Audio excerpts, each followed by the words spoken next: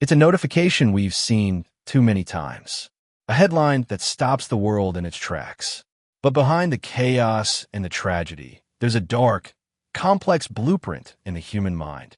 Today, we're looking past the politics to understand the why.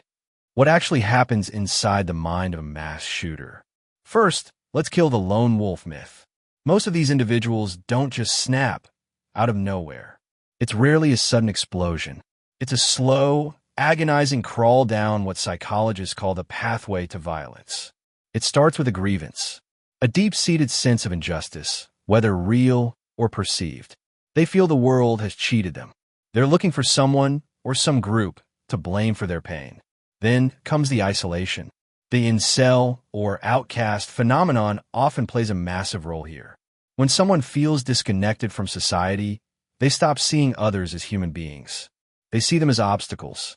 This is where the internet becomes a dangerous echo chamber. They find communities that validate their rage. These digital dark corners turn a personal struggle into a mission. They start to feel like a soldier in a war. Next is the research and planning phase. This can last for months or even years.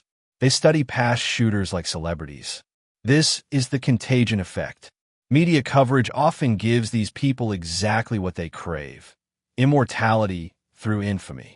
To them, a high body count is a score. It's a twisted way of finally being seen by a world that ignored them.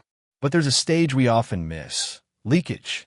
Leakage is when the shooter tells someone, a friend, a classmate, a parent, about their plans or their rage. Research shows that in almost 80% of cases, at least one other person knew the shooter was planning something. Why don't they speak up? Fear of being wrong, minding their own business, or just not believing it could happen. Then there's the crisis point. This is usually a final trigger: losing a job, a breakup, or an eviction. It's the moment they decide they have nothing left to lose. Life becomes a dead end. Many of these individuals are also suicidal. To them, the act isn't just about killing. It's about their own final exit. They want to go out in a blaze of glory, taking their pain out on the world that they feel broke them. So how do we stop the unthinkable? It starts with radical intervention. We need to build systems where leakage is taken seriously without jumping straight to punishment. Mental health support isn't just a buzzword. It's a defense mechanism for society. It's about catching someone at the grievance stage before they ever reach for a weapon. Community matters. Simple, honest connections can be the difference between life and death. We also need to change how we talk about these events. Stop naming the shooters. Stop sharing their manifestos. Focus on the heroes. Focus on the victims. Don't give the perpetrator the stardom they killed for. Discipline and awareness are our best tools. We have to be willing to see the signs.